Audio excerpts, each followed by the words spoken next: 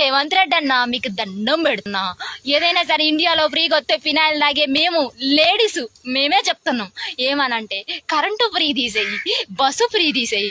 Bus ఎక్కుదామని ఎక్కితే బస్సులో పొట్టు పొట్టు కొడుతుండ్రు తెలుసా.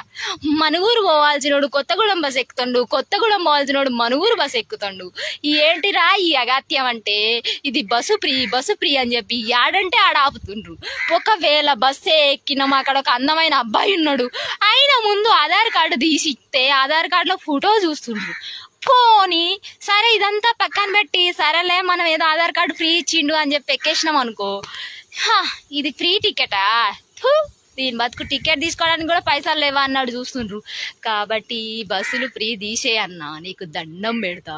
ఎందుకంటే మా ఇదంతా పక్కన పెడితే అమ్మాయిలు రెడీ అయి బయటికి వెళ్ళేది ఎందుకు? అబ్బాయిలు చూడడానికే కదా. ఆ రోడ్లెమ్మటి, సూర్యాపేట రోడ్లెమ్మటి, ఆ నల్గొండ రోడ్లెమ్మటి, హైదరాబాద్ రోడ్లెమ్మటి, ఎక్కడ పడితే అక్కడ బస్ స్టాపుల్లో చెమటలు గారి, పౌడర్ పోయి, లిప్స్టిక్ కారిపోయి, బొట్టు చెదిరిపోయి, జుట్టు ఎగిరిపోయి, ఇన్ని రకాలుగా హింసపడేది మేము. తర్వాత బస్ ఎక్కిన తర్వాత మమ్మల్ని ఎవరు చూసలేరు అబ్బాయిలు తెలుసా. ఇది ఉన్నదే ఎండాకాలం అంటే మా ఫేసులు ఇంకా కర్రీగా కాకిరెట్టలాగా అయిపోయి మమ్మల్ని ఎవరు డేక్తలేరు బ్రో.